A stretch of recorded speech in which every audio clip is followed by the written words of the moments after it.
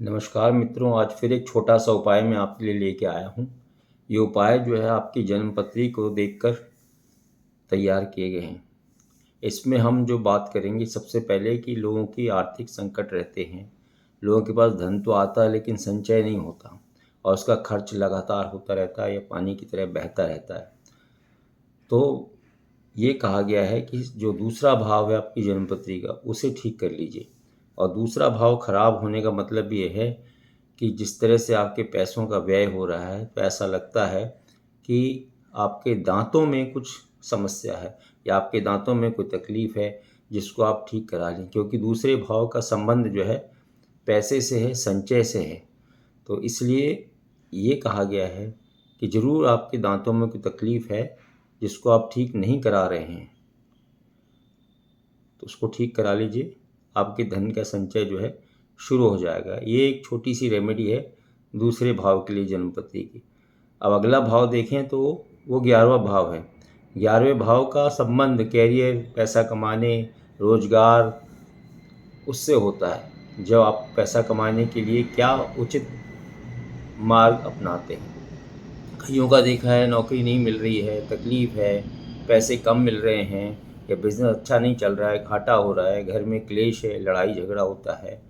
तो ये भी एक कारण है कि 11वां भाव आपका जो है ठीक नहीं है, उसके ग्रह कमज़ोर हैं या उसमें कोई तकलीफ़ है।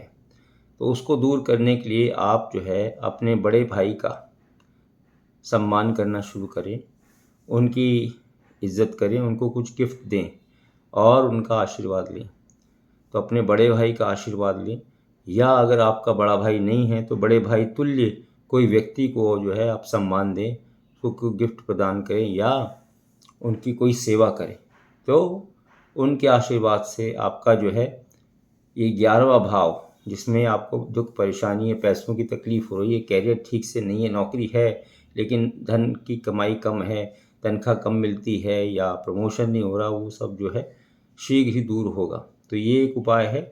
और इसी तरह से अगर आपके पास नौकरी नहीं है, नौकरी नहीं मिल रही है, आपने अप्लाई किया हुआ है, आपकी नहीं लग रही है या नौकरी मिलती है और थोड़े समय में छूट जाती है, आपका व्यवसाय जो है बंद हो जाता है, ठप हो जाता है या नहीं चल पाता है, तो उसके लिए आप अपने पिता की सेवा शुरू करें, क्योंकि ये भी 11वें भाव से संबंधित है, आय का साधन।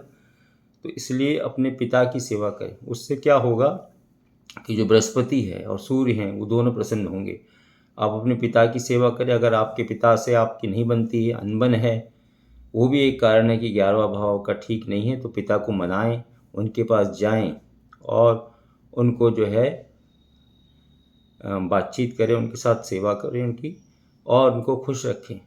कितनी बार नहीं मानेंगे, कभी तो नाराज़ होने वाले पिता प्रसन्न हो जाते हैं कि देखो बेटा आ रहा है और कई बार जो है हमारी सेवा कर रहा है या हमारी मिन्नत कर रहा है या हमें माफ़ी मांगता है या हमें प्यार कर रहा है।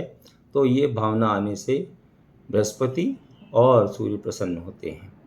तो इसलिए आप इस उपाय को करें और अपने जीवन में अपने पिता का जो है सेवा का भाव अर्जित करें। शाम को ज़रूर अपने पिता के साथ बैठें। जब भी आप नौकरी से, व्यवसाय से वापस घर आते हैं तो उनके साथ बैठें, बातचीत करें, अपनी बातें साझा करें और उनका आशीर्वाद लें। तो ऐसा करने से जो है 11वें भाव जो है उसमें सुधार होगा और आपकी नौकरी मजबूत होगी। कमज़ोर नौकरी है, नौकरी ऐसी है जिसमें पैसे कम मिलते हैं, तो आपकी तरक्की होकर आपको दूसरी नौकरी मिल सकती है, आपका प्रमोशन हो सकता है और भी जो है आपको कई फ़ायदे इसके होंगे।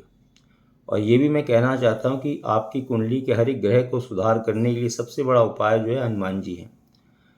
इस कलयुग में अजर अमर देवता हनुमान जी की पूजा बहुत ज़रूरी है।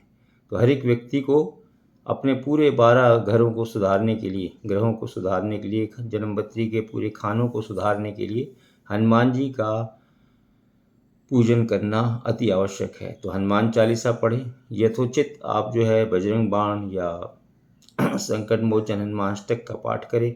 मंगलवार को आप ज़रूर हनुमान जी के मंदिर जाएं और उनको बूंदी या लड्डू का भोग जरूर लगाएं। अगर आप सुंदरकांड पढ़ सकते हैं तो इससे अच्छा तो कुछ है ही नहीं। तो मंगलवार, शनिवार आप सुंदरकांड का पाठ कर सकते हैं। तो बजरंगबली इस कलयुग में आपके सारे ग्रहों को ठीक कर देंगे और आपके जन्मपत्री के सारे ग्रहों को, सारे भावों को वो मजबूत बना देंगे और हमेशा जो है आपकी आस्था बजरंगबली पे बनी रहेगी, तो आपके सारे काम बन जाएंगे। तभी तो कहा गया है, कौन सो काज कठिन जग माही, जो नहीं होत तात तुम पाही।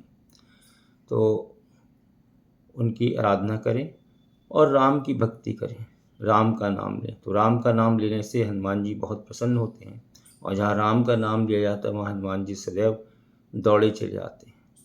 तो ये साधारण बातें मैंने आपको बताई, अपने जीवन में उतारिए और अपने मित्रों को बताइए, उनके साथ साझा करें, अपने परिवारजनों के साथ साझा करें, ताकि आपकी घर गृहस्थी, आपका करियर, आपके घर में धन का आगमन, घर में सुख शांति, एक दूसरे के प्रति अच्छा व्यवहार बना रहे। मेरी वीडियो को देखें, उसके ऊपर कमेंट्स करें और इसको शेयर भी करें।